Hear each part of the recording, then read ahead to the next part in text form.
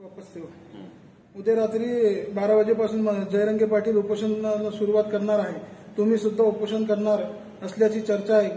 तुम्ही कुठे उपोषण सुरू करणार आहे आणि कधीपासून उपोषण करणार? जरांगेंनी उद्यापासून उपोषण सुरू केलं तर आम्ही परवापासून उपोषण करणार आहोत. जरांगेच्या एक दिवस पुढे आम्ही त्याच गावात, ज्या गावात जरांगे उपोषण करतील त्याच गावात, त्यांनी आंतरवाली सराटीत जर उपोषण केलं तर आम्ही आंतरवाली सराटीतच जाऊन उपोषण करू. त्यांनी दुसरं कुठलं गाव शोधलं तर त्या गावात जाऊन आम्ही उपोषण करू.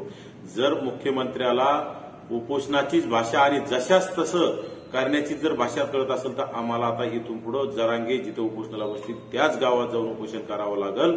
तरच मुख्यमंत्र्याला कुठेतरी आमच्या मागण्या काय आहेत ते ऐकायला वेळ भेटेल. जरांगेंना भेटायला आल्यानंतर ते आम्हालाही भेटतील आणि आमच्या मागण्या काय आहेत त्यांना त्या ऐकून घ्याव्याच लागतील. त्यामुळे आम्ही जरांगे ज्या गावात बसतील त्या गावात जाऊन उपोषण करणार असल्याचं आम्ही त्या मागणीवर ठाम आहोत. या उपोषणाला हाके साहेब सुद्धा उपोषणात सहभागी होणार आहे का? यस, नक्की.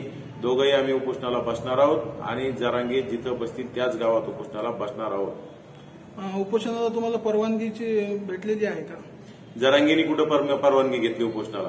जरांगेंनी आजपर्यंत ज्या ज्यावेळी उपोषण घेतले त्या त्यावेळी परवानगी कुठं घेतली? कायदा फक्त आमच्या ओबीसी, एससी, एसटीसाठी आहे का?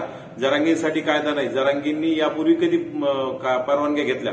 जरांगेंनी काही करायचं आणि प्रशासनाने त्याला सहकार्य करायचं.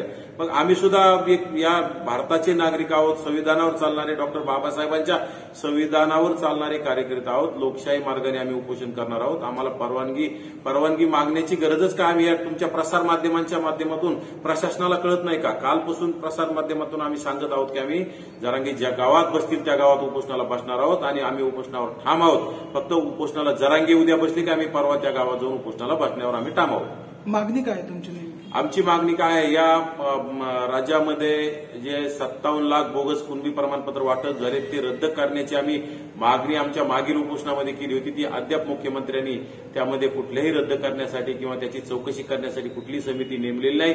दुसरी गोष्ट, सगळ्या सोयऱ्यांचा अध्यादेश काढला नाही पाहिजे. तो जर काढला तर फक्त ओबीसीचं नाही, एससी, एसटीचं सुद्धा आरक्षण धोक्यात येईल. त्यामुळे सगळ्या सोयऱ्यांचा अध्यादेश अजिबात आम्ही काढून देणार नाही. त्यासाठी आम्हाला आमचा प्राण गेला तरी बेहतर, पण आम्ही उपोषणाला बसणार आहोत.